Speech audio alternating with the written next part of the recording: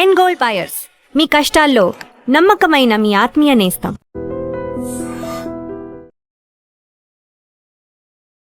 నమస్కారం, welcome to I dream. నేను మీ విజేత. ప్రస్తుతం మనతో పాటు ఉన్నారు ప్రముఖ ఆధ్యాత్మికవేత్త డాక్టర్ అనంతలక్ష్మి అమ్మగారు. ఇప్పుడు అమ్మతో మాట్లాడి మన సందేహాలన్నింటినీ నివృత్తి చేసుకుందాం, మరిన్ని మంచి మంచి విషయాలు అడిగి తెలుసుకుందాం. అమ్మ నమస్కారం. అమ్మ నమస్తే అమ్మ. అమ్మ, భార్యాభర్తలు దాంపత్యం తర్వాత నిజంగా ఏమైనా నియమాలు ఉంటాయా పాటించాల్సినవి? చాలామంది ఆ తర్వాత వెంటనే బెడ్షీట్లు మార్చుకోవాలి, ఇల్లంతా శుభ్రపరచుకోవాలి, రకరకాల సందేహాలు ఉంటుంటాయమ్మా. అసలు నిజంగా ఎటువంటి నియమాలు పాటించాల్సి ఉంటుందమ్మా ఆ తర్వాత? వారు గనక ధర్మబద్ధంగా పెళ్లి చేసుకున్న భార్యాభర్తలైతే అది చాలా పవిత్రమైన కార్యమే గనక దానికి ఏమి అంతగా ఇల్లంతా శుభ్రం చేసుకోవాల్సిన పనేం లేదు. ఒకటి మంచి పనే కదా, రాబోయే తరాలని తయారు చేసేటటువంటి ఒక పవిత్రమైనటువంటి కార్యం అది.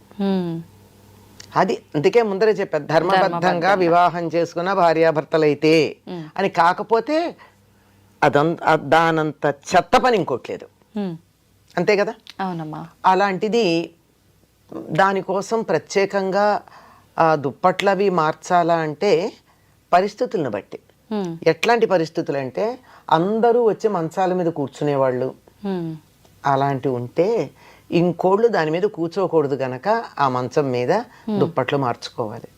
ఎవరి మంచం మీద వాళ్లే ఉండడం, ఇతరుల మంచాల మీద కూర్చోకూడదు అనే సంస్కారం ఉన్నటువంటి వాళ్ళు ఉన్న చోట ఈ దుప్పట్లు మార్చాల్సినటువంటి అవసరం లేదు. మామూలుగా 4 రోజులకో 5 రోజులకో మార్చుకుంటాం కదా, అంతవరకు సరిపోతుంది. అంతేగాని ఇల్లు కడుక్కోవడం, అవన్నీ బెడ్షీట్స్ మార్చేయడం, ఇలాంటివన్నీ చేయాల్సినటువంటి పని ఏమీ లేదు, ధర్మంగా అయినట్టయితే. తర్వాత ఈ మంచం మీదే పిల్లలు వచ్చి పడుకుంటారు, ఫ్రెండ్స్ వచ్చి ఈ మంచాల మీదే కూర్చుంటారు. ఇప్పుడు అదొక ఫ్యాషన్ అయిపోయింది కదా, పూర్వం ఉండేది కదా అది. అలాంటి ఉన్నప్పుడు మాత్రం మార్చుకోవాలి, లేకపోతే అక్కర్లేదమ్మా.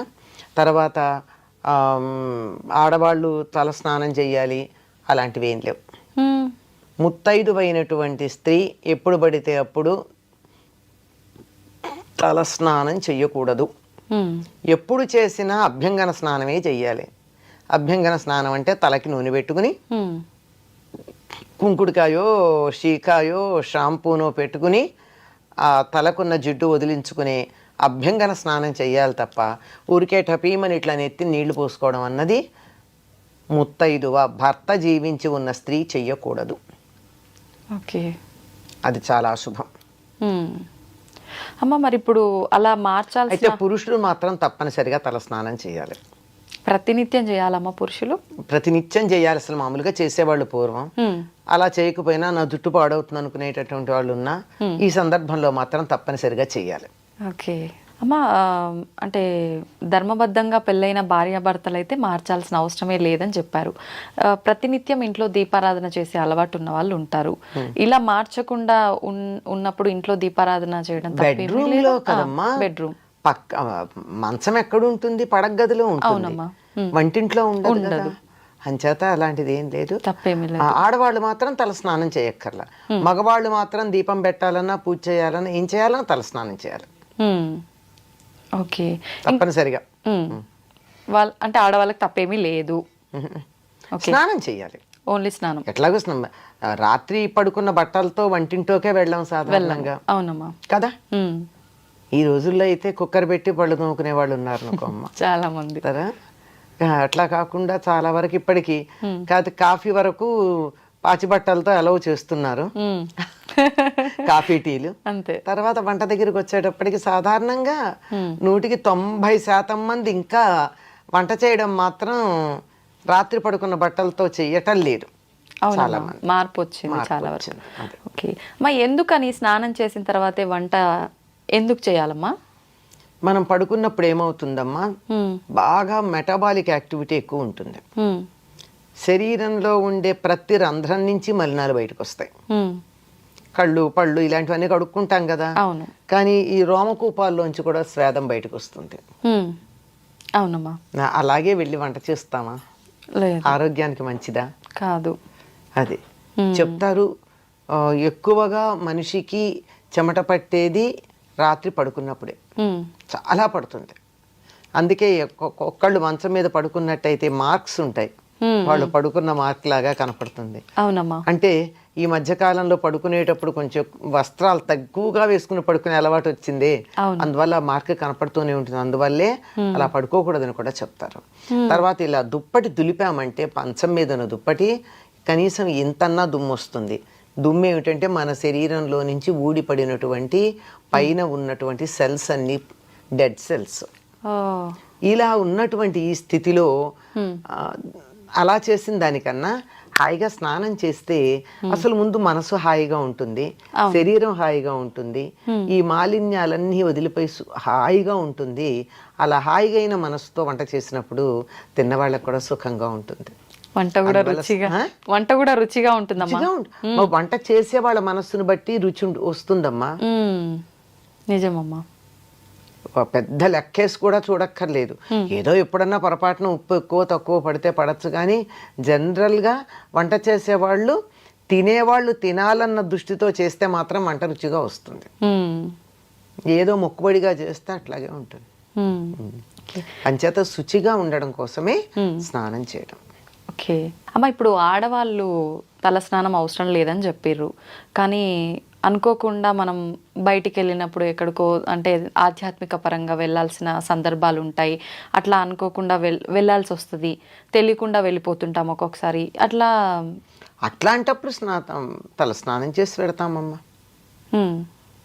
ఖచ్చితంగా. ఇప్పుడు కొంతమంది తెలియకుండా కూడా మన ఇంటికి వస్తూ ఉంటారు, అనుకోకుండా కూర్చుంటారు, మనం వాళ్ళకు వద్దు అని చెప్పలేము. అంటే వాళ్ళు అశుచిగా ఉన్న వాళ్ళని మీ ఉద్దేశం, అంతే కదా? అట్లాంటప్పుడమ్మా అందుకేనమ్మా ఇళ్లల్లో పూర్వకాలం కుషన్స్ ఉన్న సోఫాలు వేసేవాళ్ళు కాదు. కొయ్య కుర్చీలకి ఏం తప్పే ఉంది, ప్లాస్టిక్ వచ్చి పెడతారు, అంతే అయిపోతుంది. ప్లాస్టిక్ చెక్కకి వీటికి తప్పు ఉండదమ్మా? దే ఆర్ నాట్ కండక్టర్స్ కదా. ఓకే. అంచేత వాటిని మనం తుడుచుకున్న నీళ్ళు వేసి కడిగినా ఏం అవ్వవు.